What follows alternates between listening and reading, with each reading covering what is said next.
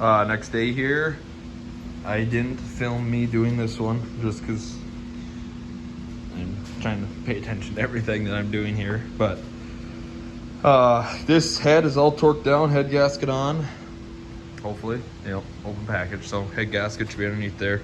Yeah, so this one's all torqued down to 70 foot-pounds is what ARP recommends. Right there, 3 equal steps, so it went from 23.3 to 46.3 to then 70. So I mean, it's about as equal as you're gonna get. Yeah, all torqued down, ready to go. These 2 rockers are in. Those will need to be still torqued down. Those are just from testing the valves. One thing that I will need to do, which, let's see if I can get this on camera here. Kind of, can you see? Oops, sorry, my finger's getting in the way. Right there, you can see that stud kind of poking into this intake port. Well, if you don't seal this with like some sort of thread sealer,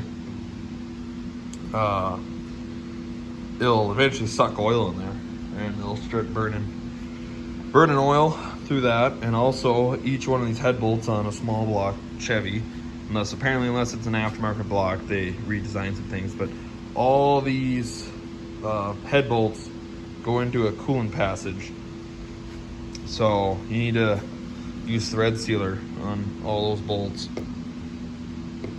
or else your motor will burn antifreeze. They'll suck it in through the head bolts. So yeah, which obviously that goes into your coolant passage there. But this one's all done. Head gasket, use their what they recommend for torquing to get a more accurate torque reading. But you can see some of it, it's a little messy on some of those heads. That's some thread sealer and the lubricant mixed together there, but overall not too bad. Just taking it slow. This side I need to clean. I cleaned the other side. I basically take a razor blade here. Just take a Lennox Gold razor blade, like one of the sharpest razor blades you can pick up, and just, scrape along, clean everything off.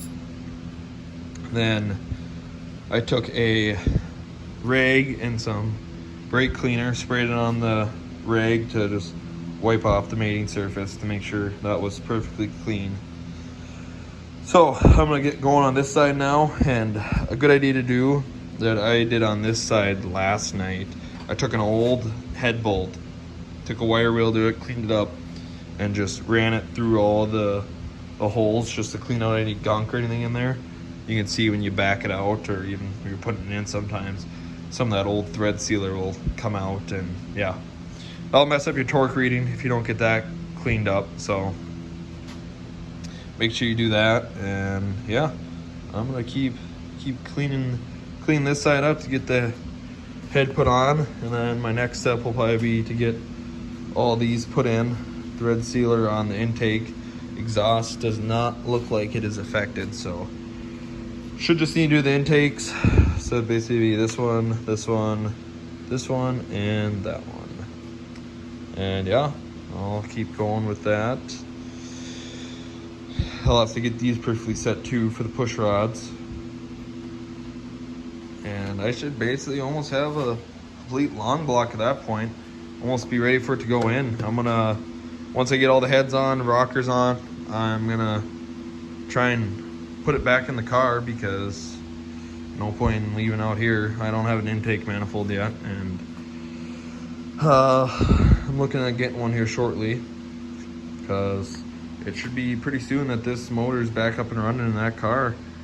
If the weather would get nice again, could take it out for a drive, but weather's been kind of shitty here for the last few days. So yeah, I'm gonna get that side prepped for the head gasket, and I'll kind of show you a little more in depth once I start working on that side. All right, so I got the block all cleaned off. Let's see, this is the head gasket, which might not be able to do one-handed here, but you'll just line that up with your dowel pins. It's really hard to do one-handed. It's one side. Sorry, this is probably terrible footage right now of me trying to do this. All right, there. So on the dowel pins, on these, they obviously tell you up, but I mean that's pretty self-explanatory when you got these going up. I'm assuming letters face out. I hope. I should probably look at the instructions after. No, I got that one torqued down, but that would make sense so you could read the up. But yeah, so here's that. Got the other head unboxed, which looks just as good as the other one. So there's that guy, and I'll get that set on, and then we have our APR hardware here, or ARP hardware, sorry. On these washers, for people who haven't installed these before, there is a chamfered edge right there, and this side's flat.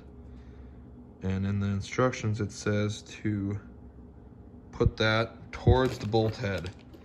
So you got your bolt there, you got your divot in there in the washer, so that end goes down onto the washer, so your flat end is going up against the head and your chamfered end is going to the bolt head.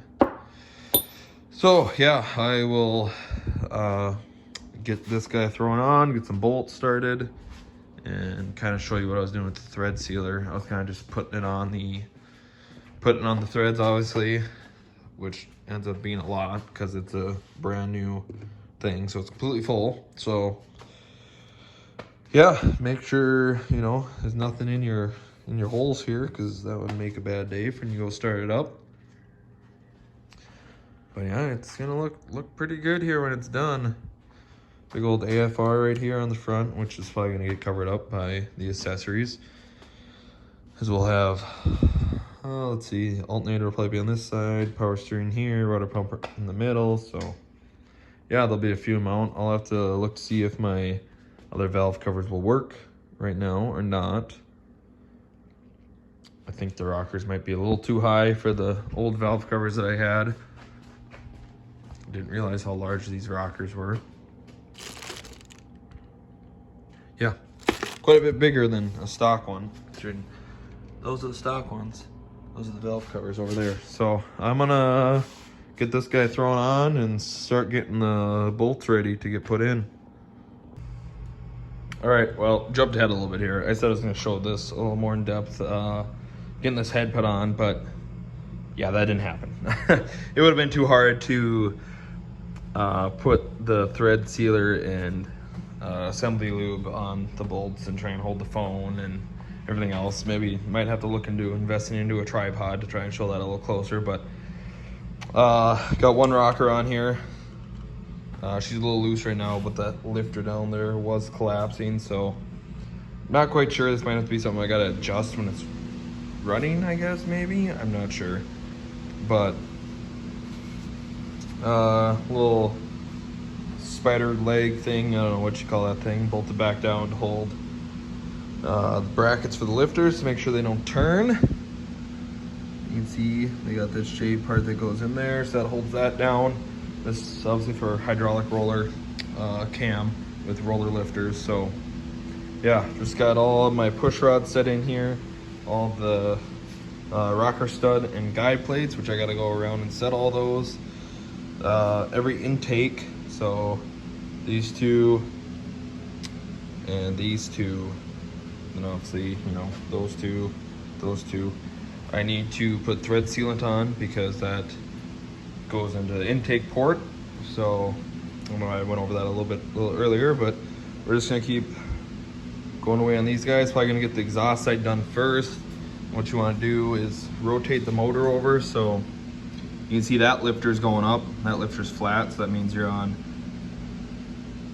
excuse me, the base side of the lobe, so there's no pressure pushing on that to open the valve. And then as you can see on this one, which I'll have to rotate the motor, that one is starting to come up, so that means we're starting to, you know, get on the lobe side of the camshaft to push up on it. And yeah, that one, it's flat, but what you want, you basically want it to look like this. You want your intake up a little bit, and then your exhaust completely flat. So that way, you know for sure that there's no cam pushing on that. And these will all be set to zero lash because they are a roller and they are hydraulic, everything. So don't need any lash like a flat tappet cam or anything like that. So pretty easy to do, just kind of snug it down. And this one's a little loose right now, but that lifter's also collapsed a little bit from the pressure push on it. So gonna keep getting this side done. Once I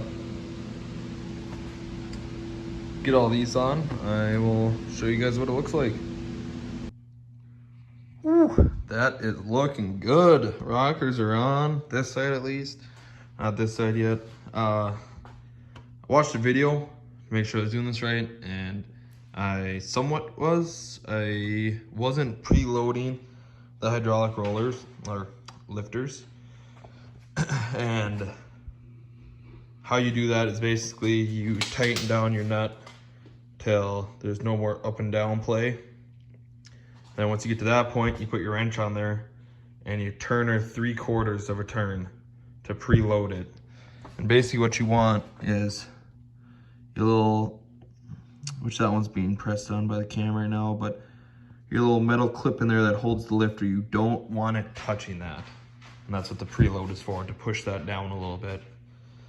So yeah, got this side all done. You can see a few of them, but I think we're gonna have to get some taller valve covers because yeah, she's a little tall. A little tall for stock style valve covers. So add that to the list. That'll need to be bought now, because I'm planning on that. And see the rollers, you know, it's not terrible. They look like they're a little, it almost looks like my push rods need to be shorter, but I'm gonna go with it for now. Get in the car, at least get it running, make sure it runs, and then go back through. This is easy enough. You can just take one of these guys off and check it that way. So yeah, not too bad. I'm gonna get going on this side. Same steps. You can see the intake, thread sealer. Those you can't really see. Well, I guess it'd be this one. There you go. Thread sealer. Got a little aggressive with it. You can see the thread sealer down in there. So that, yeah, keeps oil from getting into the intake. So things to look for when you're kind of doing this stuff, but overall it's coming together. It's starting to look like a motor again. So yeah, I'll catch back up with you guys once I get this side all done. All right, moved in the garage a little bit off the side so it's away from the car. A lot of masking tape. We're gonna finish up some touch-up areas that need paint, like all along there, that deck, all back here never got painted. So I'm just gonna get this painted, put some tape down, which is good anyways, because you want to cover up your intake ports, make sure nothing gets in there. Finished the rockers, those are all done, and yeah. Falling forward a little bit, not looking too bad. My push rods almost look too long. Now that I look at this rocker that's down, see if I can get a good view of it there. Yeah, it's kind of pushing more on the front of the valve stem, so I might need to get one of those adjustable push rod and figure out what size I actually need, which these aren't too bad. I'm not worried about taking the rockers off. It was more of a pain getting these valve guides set, so it's sitting in the middle on the valve stem, which is kind of weird. All these rockers are kind of winged out, but maybe that's how the stock ones were. I'm not sure. I don't remember. It could be also the head. So yeah, there's that. So I'm just gonna get a few more coats of paint on back here. Probably be the last video for today. I was hoping to get it in the car, but It's already 7 o'clock on a Saturday, and I don't feel like staying up all night for a motor that doesn't really need to go in, because if it goes in, it's not gonna run. It's just gonna be sitting there. So no point in overworking myself trying to get that in. We'll probably have a Holly Sniper on the way. I gotta figure out what I want to run for the intake. And then of course, I was gonna put long tubes on it, but I'm just gonna put the shorties on it for now, which I have down here. But instead of bolts, I think I'm gonna try and do studs, because this back passenger side, basically these last 3 bolt holes are an absolute pain to get in. So I'm gonna run some studs. I think it might make it better,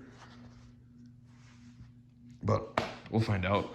And possibly maybe later on in the summer, maybe next year, we'll redo the exhaust a little bit and get some long tubes in there. The only thing I worry about is with long tubes, she's awfully tight over there on the driver's side with the slave cylinder and everything else. So, I mean, I've seen videos. It's doable. People have done it. They say you gotta be good at fabricating to clear that. So yeah, there's that. But I think for now, that's probably gonna do it for, probably do it for this episode, honestly. Probably not a whole lot more that needs to happen in this episode, because next is basically gonna be getting a manifold put on it. Gotta get a taller valve cover.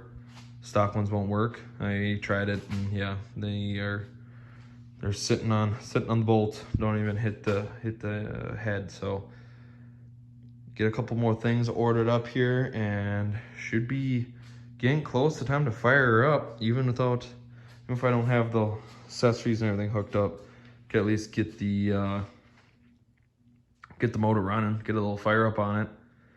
So yeah, thanks for watching. If you enjoyed the video, leave a like. If not, tell me you hated the video, I guess, in the comments. Doesn't matter either way. If you hate it, leave a comment, because it'll make the video grow more, get more views. So yeah, have a good night or a good day, depending on whenever you're watching this. For me, it's night. So we'll see you around when we get the next video going.